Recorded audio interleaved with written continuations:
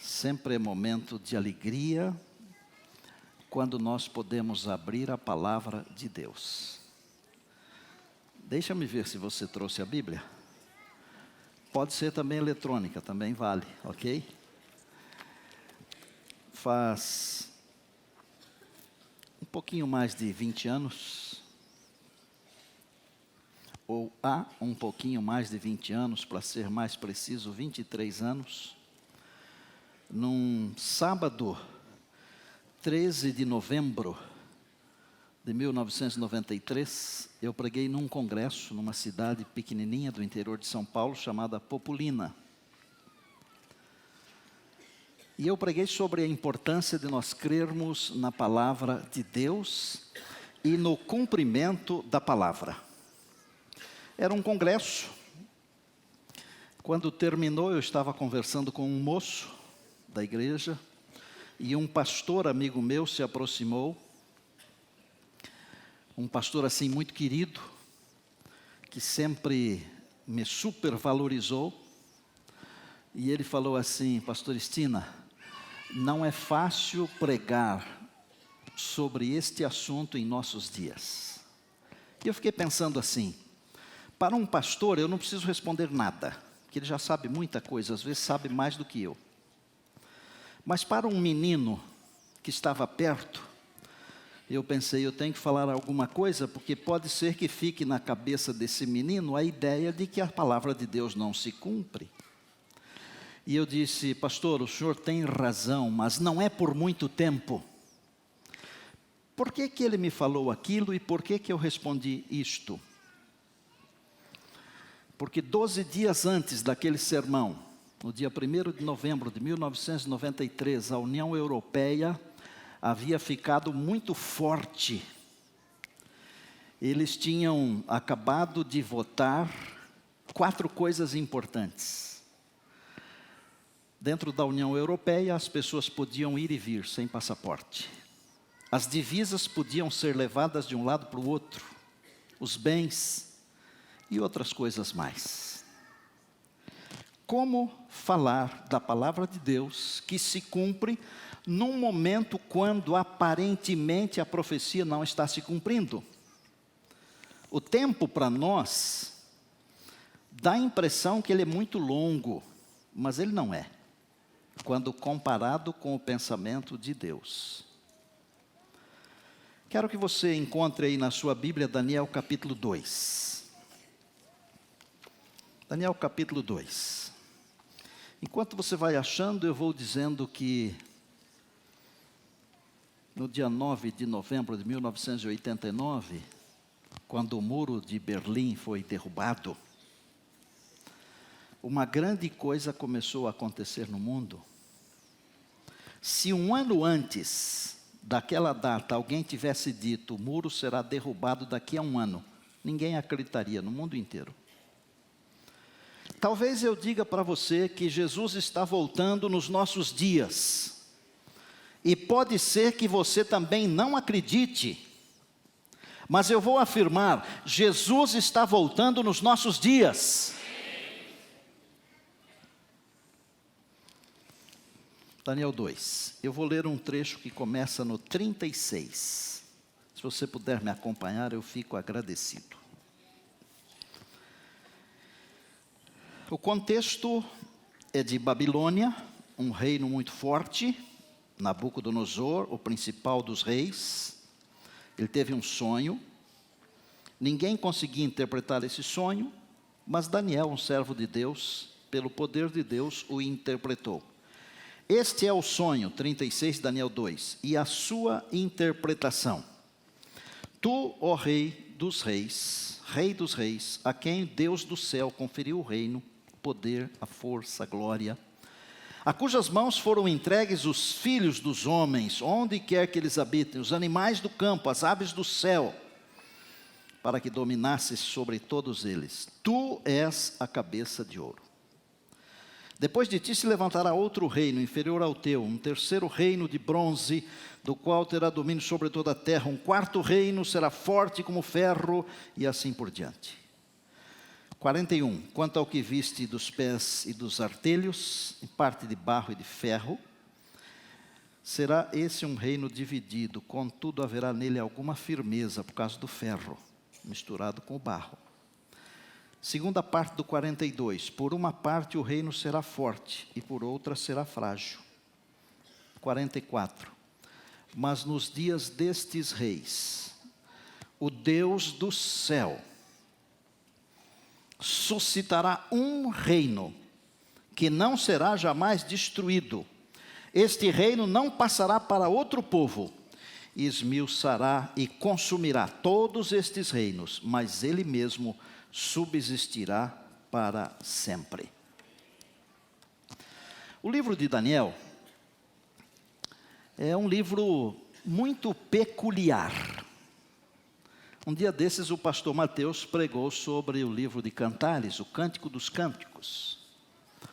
Daniel também é um livro muito peculiar dentre os profetas. E Daniel é composto de duas ideias básicas, principais, dois caminhos, duas vertentes grandes. Uma vertente é de narrativa e outra vertente é de profecia. As narrativas, elas servem para mostrar como é que as coisas são. E as profecias, elas servem para mostrar como as coisas acontecerão ou devem acontecer. Em ambos os aspectos, se nós olharmos para o livro de Daniel e entendermos estas duas partes principais, nós vamos entender que o cumprimento das profecias serve para fortalecer a nossa fé. A nossa fé. Um dia desses o Reino Unido fez um plebiscito. E a maioria decidiu que eles devem sair da União Europeia. Ontem eu falei com esse jovem, e eu vou dar aqui o nome dele. Esse jovem que eu contei para você no começo, que estava conversando comigo no final do sermão em 1993. Ele hoje é obreiro na Associação Paulista Oeste, lá no interior de São Paulo, São José do Rio Preto. O nome dele é Davi Burigato. Ele é casado, tem 2 filhas, as meninas já têm 22 e 20. E eu perguntei se ele se lembrava desse episódio. E ele disse: pastor, já não me lembrava mais, mas o senhor contando me veio à memória aquele momento. E, infelizmente, aquele pastor, meu amigo querido, ele já não existe mais, ele já está descansando. Mas se ele estivesse vivo, eu teria ligado para ele dizendo: lembra daquela frase, não por muito tempo? Saiba que é não por muito tempo. Nós não ficaremos mais aqui por muito tempo. Nós não ficaremos mais aqui por muito tempo. Amém. Por que nós estudamos escatologia? Escatologia é uma palavra que é composta de 2 palavras, escatós e logos, ou logia. Uma significa último e outro significa estudo. A ideia básica seria o estudo das últimas coisas, escatologia. Qual é o propósito da escatologia? É mostrar os últimos acontecimentos que devem ocorrer e que ocorrem no tempo do fim, e ao mesmo tempo revelar ao povo de Deus, o cristão, um futuro cheio de esperança. Não são todas as pessoas que conhecem os acontecimentos. Embora não nos seja dado o conhecer o dia e a hora da volta de Jesus, mas isso um dia o povo de Deus saberá, amém? Porque Deus vai fazer um concerto de paz no finalzinho da história com o seu povo. A lei do Senhor vai aparecer no céu e o próprio Deus vai dizer o dia e a hora da volta de Jesus. Mas hoje não nos é dado conhecer isso. Mas nós não precisamos conhecer o dia e a hora, nós precisamos conhecer o tempo. E é importante conhecer o tempo no qual vivemos.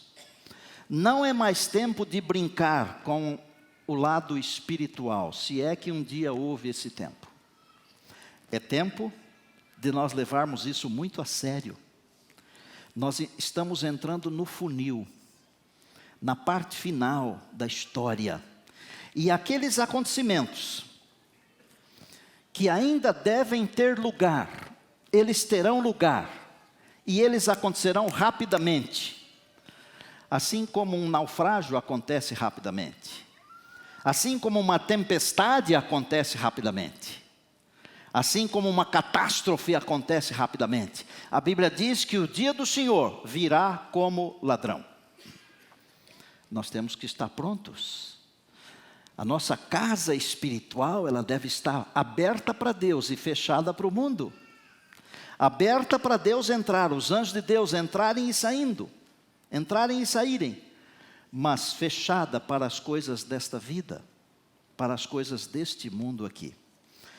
Fazer uma diferença entre o que significa últimos dias e o que significa tempo do fim. Quando começam os últimos dias, você pode pensar o que você quiser, mas eu quero dar aqui uma explicação que ela é significativa do ponto de vista também do ser humano. Porque últimos dias existem para todas as pessoas. Os últimos dias, eles não existem apenas para nós que vivemos no século 21. Quando finalmente começaram os últimos dias? Com a primeira vinda de Cristo. Porque em seguida, os apóstolos do Senhor Jesus, eles começaram a pregar a segunda vinda, lembram disso? Para cada um de nós, para cada geração, na sua geração, representa os últimos dias. Pode ser que para mim, os últimos dias, eles não sejam iguais aos últimos dias seus. Porque a volta de Jesus, ela não está mais distante do que o dia quando eu parar de respirar. Dá para entender isso? E a Bíblia, ela fala de últimos dias. Paulo em 1 Timóteo 4:1, ele diz assim: muitos apostatarão da fé nos últimos dias. Você conhece algum apóstata? Você lembra de alguém que abandonou a fé, que abandonou a igreja? 2 Timóteo 3:1, Paulo diz assim: tempos difíceis. Tempos difíceis. Estamos vivendo em tempos difíceis? Muito difíceis. Pedro, 2 Pedro 3:3, nos últimos dias virão escarnecedores. O que é que as pessoas estão fazendo com Cristo? Um dia desses, um grupo tentou escolher, e eu vou usar a expressão que foi usada, não me leve a mal, o Cristo gostosão gay. Imagina. As pessoas estão brincando com Deus, brincando com as coisas de Deus. Mas não é só isso. As pessoas brincam com as coisas que o Senhor Jesus ensinou.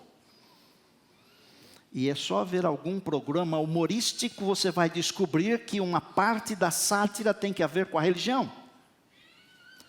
As pessoas não estão levando a sério Deus, mas as pessoas, deixa para lá, você está levando a sério? Pastor da igreja, e eu estou levando a sério? Escarnecedores. Grave isso aqui. Os últimos dias são os nossos dias. Desde o evento Cristo, o mundo vive os seus últimos dias. Cada pessoa no seu período de vida, vivemos nos últimos dias, dos últimos dias. São os dias que antecedem a volta de Jesus. Pastor, o que mais que tem que acontecer? Eu não sei. Eu só sei que se Jesus demorar muito para vir, Deus terá que pedir desculpa para os antediluvianos. Talvez Deus tenha que pedir desculpa para Sodoma e Gomorra. Mas como Deus não erra e não precisa pedir desculpa, Jesus está vindo. O que é tempo do fim? Falei de últimos dias. O que é tempo do fim? Essas palavras notáveis, elas apareceram pela primeira vez no planeta Terra através do anjo Gabriel. E o anjo Gabriel falou as palavras tempo do fim para Daniel. E no livro de Daniel, esta expressão, ela ocorre 6 vezes. E se você quiser conferir, pode. Daniel 8:17 e 8:19, 11:35 e 11:40. Daniel 12:4 e 12:9. Vivemos no tempo do fim. Mas quando começou o tempo do fim? O tempo do fim começou depois do longo período de perseguição que a Bíblia compreende como 1260 anos. Pastor, mas onde você pode comprovar isso? Eu posso comprovar isso em Daniel, capítulo 7, verso 25, e eu posso comprovar isso em Apocalipse, capítulo 12, verso 6. Desde 1798 começou, então, o tempo do fim. Mas o que é tempo do fim? O tempo do fim é o tempo quando o homem consegue andar na lua, mas ele não consegue andar no seu bairro. O tempo do fim é o tempo quando nós conseguimos encher a nossa casa de produtos eletrônicos, mas não conseguimos conservar o nosso casamento. O tempo do fim é o tempo que vivemos no mundo da informação, mas não conseguimos viver em paz. O tempo do fim é quando nós fazemos coaching, tentando ensinar aos outros algo que nós não vivemos. Quero ler a Bíblia com você. 2 Pedro. Por favor, encontre aí. 2 Pedro 1, 19 a 21. 2 Pedro 1, 19 a 21.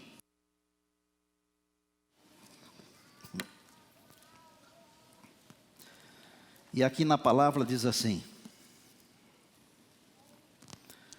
Encontrou? 2 Pedro 1, 19 a 21. Temos assim, tanto mais confirmada a palavra profética, e fazeis bem em atendê-la, como a uma candeia, uma luz que brilha em lugar tenebroso, até que o dia clareie e a estrela da alva nasça em vosso coração.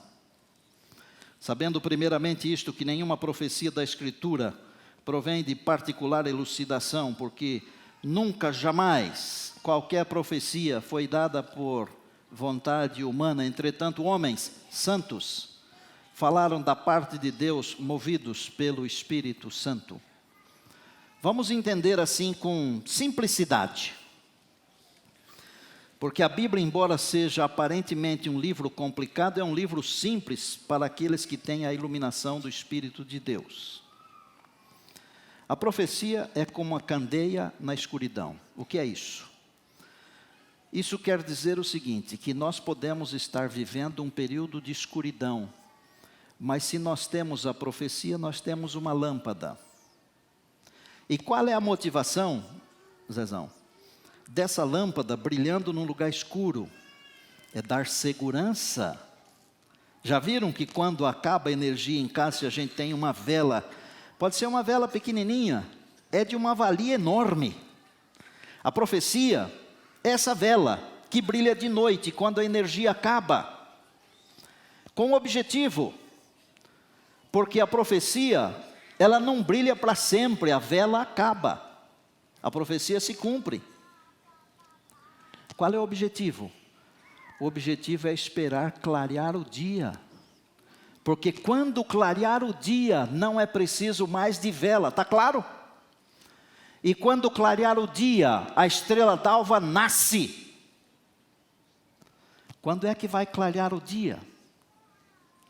Um dia desses, no maior momento de escuridão da história do planeta Terra, a luz de Deus vai brilhar. Não precisaremos mais de profecia, de lâmpada. Porque o Senhor Jesus, a brilhante estrela da manhã, brilhará para sempre na nossa vida e no nosso coração. Você já leu no Apocalipse que a cidade não precisa de lâmpada? Porque o Senhor Jesus, o Cordeiro, é a sua lâmpada. Como que eu posso comprovar a você que a palavra de Deus se cumpre? Deus falou a Jeremias, capítulo 1, verso 12. Jeremias, você viu direitinho. Porque eu velo pela minha palavra para fazê-la cumprir. Deus vela por sua palavra para fazê-la cumprir. Um dia desse estava falando como é importante quando os pais educam bem os filhos. Wander, não chora não, porque eles estão bem educados, viu? A Joy e o Gabriel estão bem educados. Vão ficar uns dias fora, mas estão bem educados. Quando os pais educam bem os filhos tentam cumprir a palavra, porque os pais cumprem a palavra. Deus, o nosso Pai, Ele vela por sua palavra para que ela se cumpra. O que significa isso? Significa que o nosso Deus, Ele está olhando para essa candeia, essa vela, essa lâmpada, para que ela não se apague. Mais ou menos como quando você acende uma vela. Acho que nunca aconteceu isso com você, porque alguns de vocês não sabem nem o que é vela. Sabem. Que às vezes o vento vem de lá para cá e a gente está segurando aqui, não é, Kelly? E a gente coloca a mão aqui para o vento não apagar a vela. Deus vela pela sua palavra. Deus prometeu a Abraão um filho e Deus cumpriu. Deus vela pela sua palavra, mesmo Sara sendo já velhinha. Deus prometeu um libertador, e Deus velou pela sua palavra, e a sua palavra cumpriu, e na plenitude do tempo, Gálatas 4:4, Deus enviou o seu Filho, a palavra de Deus se cumpre, e eu não tenho que temer. Agora, amados, nós precisamos entender que o mais importante de Daniel 2 não é saber quanto tempo durou o reino de Babilônia. É bom saber isso, porque às vezes o professor pergunta na prova. Certo, pastor Orne, meu amigo querido, meu professor. Quanto tempo durou Medo-Pérsia, Grécia, Roma pagã? Isso aí tudo fica aqui. Porque o mais importante de Daniel 2 não é a estátua. O mais importante de Daniel 2 é a pedra, que foi cortada sem auxílio de mãos. E caiu no pé da estátua, e esmiuçou a estátua e a consumiu, mas essa pedra se tornou um reino eterno. E esta pedra é o Senhor Jesus. Sua primeira vinda, mas especialmente a sua segunda vinda. Por que eu disse sua primeira vinda, mas especialmente a sua segunda vinda? Porque não haveria segunda vinda se não tivesse havido a primeira vinda. E quando eu interpreto Daniel, e ele diz assim: nos dias destes reis, o Deus do céu suscitará um reino. O reino de Jesus não vai começar quando ele vier, agora em sua segunda vinda nas nuvens dos céus. O reino de Jesus começou quando ele esteve aqui, mas já fazia parte da profecia. Era o quarto reino, o período quando o Senhor Jesus veio aqui. Mas vamos olhar para cima, vamos olhar para frente, e eu não sei o que acontecerá com a Europa. Eu não sei. Mas eu posso dizer uma coisa para você. Quando Deus disse que nunca mais haveria um reino mundial, a palavra de Deus vai se cumprir. Napoleão tentou estabelecer um reino mundial, não conseguiu. Hitler tentou estabelecer um reino mundial, não conseguiu. E pode aparecer quem quiser e tentar estabelecer um reino mundial, não conseguirá, porque a profecia diz que nunca mais haverá. E eu estou olhando para o céu todo dia, porque eu quero em breve ver Jesus voltar, e Ele virá. E Ele virá em glória, em poder e majestade. Para terminar, esse mundo vive à base de alguns ciclos históricos. Querem ver como é fácil dividir a história desse mundo? Em poucos ciclos. Da criação à queda, o primeiro ciclo. Nós nunca vamos conseguir saber nesta vida aqui quanto tempo houve desde a criação até a queda. Pode ter sido pouco tempo, mas pode não ter sido. Nós não sabemos. Não existe uma revelação sobre isso. Um outro ciclo. Do dilúvio, da queda do homem até o dilúvio. Um outro ciclo. Do dilúvio até a primeira vinda de Cristo. Um outro ciclo. Da primeira vinda até a segunda vinda. E o último ciclo. O milênio e o novo céu e a nova terra.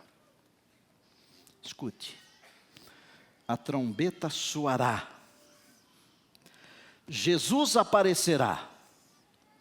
E os mortos em Cristo ressuscitarão primeiro.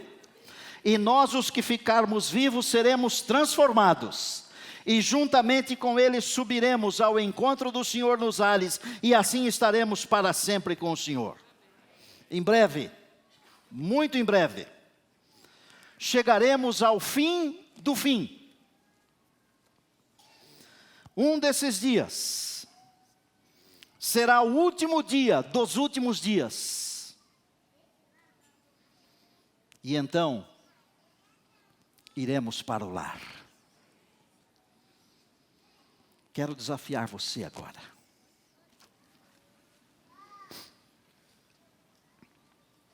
A olhar para cima. A crer na palavra de Deus. A Bíblia diz, Malaquias 3:6, o Senhor não muda. A mesma Bíblia diz em Hebreus 13:8, o Senhor Jesus é o mesmo ontem, hoje e eternamente. A Bíblia diz que aquilo que Deus escreveu, Ele escreveu para o nosso ensino. Só existe uma segurança para o povo de Deus, é estar construído sobre a rocha. Se não estivermos construídos sobre a rocha, pode ser quem for, pode ser famoso, pode ser inteligente, pode ser saudável, mas se não estiver construído sobre a rocha, pode ser velho, pode ser jovem, não importa, vai ruir. O Senhor Jesus contou a história. Quero desafiar a minha igreja a construir sobre a rocha. Deus tem me acordado quase todas as madrugadas, quase todas, para pensar nas coisas da eternidade. Aí um dia desses um irmão disse assim, pastor, os seus sermões são sempre bem atualizados, né? São bem estudados. Eles são da madrugada com Deus. Deus tem visões para o seu povo. Deus tem orientações para o seu povo. Eu quero desafiar você a viver pela palavra. Eu quero desafiar você a confiar na Bíblia, a confiar nas profecias, porque muito em breve o Senhor Jesus voltará. Quantos de vocês hoje gostariam de dizer assim, Senhor, eu quero viver pela palavra, eu quero confiar nas profecias, eu quero confiar que o Senhor em breve virá. Me tira dessa mornidão.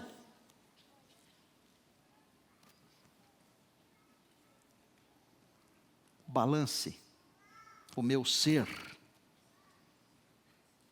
move a minha vida. Você gostaria de ficar em pé e dizer isso para Deus? Senhor, transforma o meu ser, a minha vida. Quero viver pela palavra. Quero viver pelo Senhor. Deus está aqui.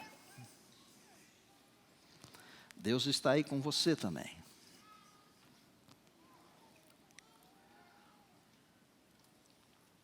Quando eu olho lá para o livro de Daniel, eu descubro o seguinte: Deus valoriza quem é fiel. Como assim? O fiel interpretou o sonho do rei quando todos os sábios seriam mortos. Os fiéis foram jogados na fornalha de fogo ardente e nem os seus cabelos foram chamuscados. O fiel foi jogado na cova dos leões e saiu de lá intacto. Deus valoriza os fiéis, mas não é só isso. Deus conhece toda a história com séculos e milênios de antecedência. E eu quero dizer para Deus agora que eu quero colocar a minha vida em suas mãos, nas mãos de Deus. Coloque a sua vida nas mãos de Deus. Deus não apenas conhece a história, mas Ele conhece também aqueles que nele confiam. Pastor, está tudo errado. Não faz mal. Na hora em que os meninos foram jogados para dentro do fogo, também parecia que estava tudo errado, não parecia? Na hora que jogaram o Daniel dentro da cova, só porque ele orava, estava tudo errado. Mas Deus não erra. E a sua palavra se cumpre. Seja fiel. Senhor Deus, aqui estamos nós, vivendo os últimos dias dos últimos dias, vivendo no final do fim dos tempos, esperando a manifestação gloriosa de Jesus. Tira-nos da mornidão desse mundo. Não permita, Senhor, que o nosso amor se esfrie por causa da iniquidade.